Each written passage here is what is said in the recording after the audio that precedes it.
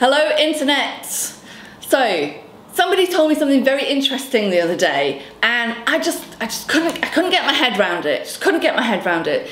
They said there are some people out there who are not using a retinol. Can you believe that? I couldn't believe it.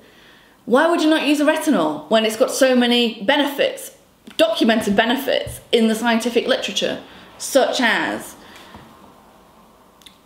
improving the rate of skin turnover, so all the lovely new cells at the bottom come to the surface more quickly, making your skin look more plump and lovely.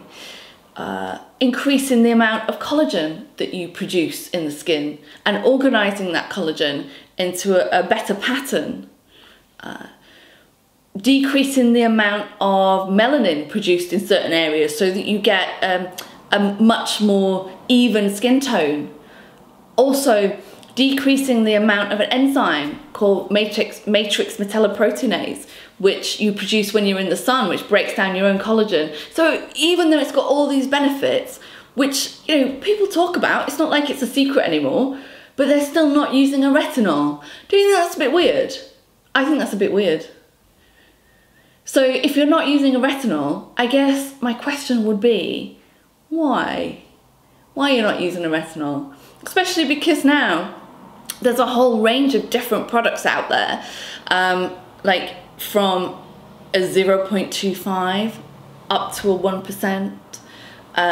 There's different types of retinol out there too.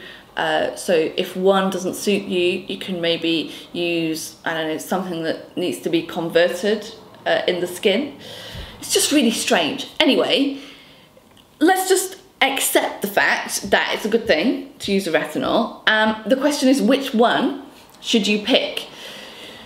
So people ask me, which retinol should I go for?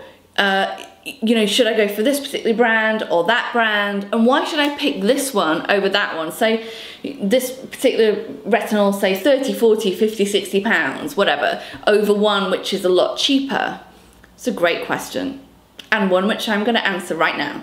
First of all, let me just say, if you are extremely budget focused, cool, knock yourself out, go and grab a retinol, but just bear in mind that with these products, you do kind of get what you pay for. So, for example, if you get one which is on the cheaper end of the spectrum, it might not be encapsulated and it might not have other stuff that goes along with that retinol to help make your skin look even more amazing and super lovely than it could be.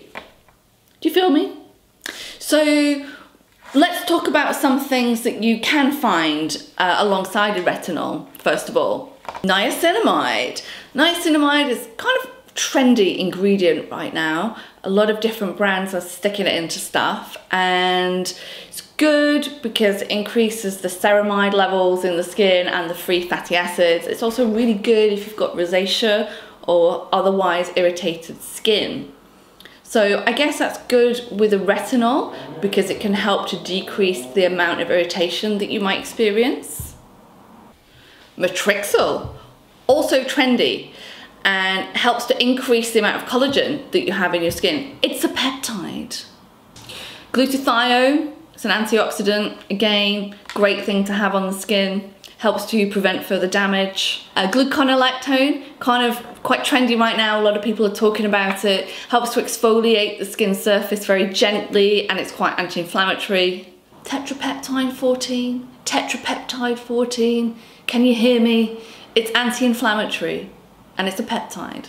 Also find that a lot of the cheaper formulas won't be encapsulated, meaning that the retinol isn't released to the skin over time. This makes it more irritating, and also you don't have as much metabolic uptake if the retinol is not encapsulated. You'll often find with most of the cheaper formulations that they won't contain an encapsulated retinol, which is bad because it will increase the amount of inflammation that you get from that formulation and also decrease the amount that's available for the body to use. It's kind of like drinking all your day's water just in one go. You're never going to be off the toilet in the morning and you'll be parched by the afternoon. there are lots of different types of percentage of retinol available on the market, and you can get products which are anywhere from like, you know, 0.1% up to 1%, even 2% for some things. And you know, lots of things in between. It's just important that you pick the right percentage for you. So I'd recommend, you know, start low, see how you get on with that.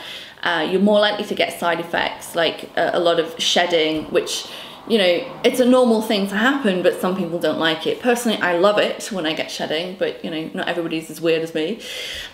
This I've spoken about before on the channel. It's the Illuminate Retinol Resurfacing Serum. This is a 0.5%. I do use this, but also sometimes the 1% as well if I'm feeling, you know, like I really want to, you know, really want to get in there, really want to get up in there with that retinol. So it's up to you which percentage you like to start with, really. And as a bonus, it contains all those ingredients that I was just telling you about, you know, the extra little something something. Okay, so that's all I've got time for today. I am so sorry about that if you were enjoying the video, but don't worry, you can come back next week and I'm going to be talking about the same old stuff repeatedly again and again, but with a different slant, and you might find it interesting. So don't forget to hit that subscribe button, guys, like the video, and tell me, have you ever used a retinol before? Would you like to use a retinol but you're a bit nervous? Just let me know in that comment section below. Ta-ra!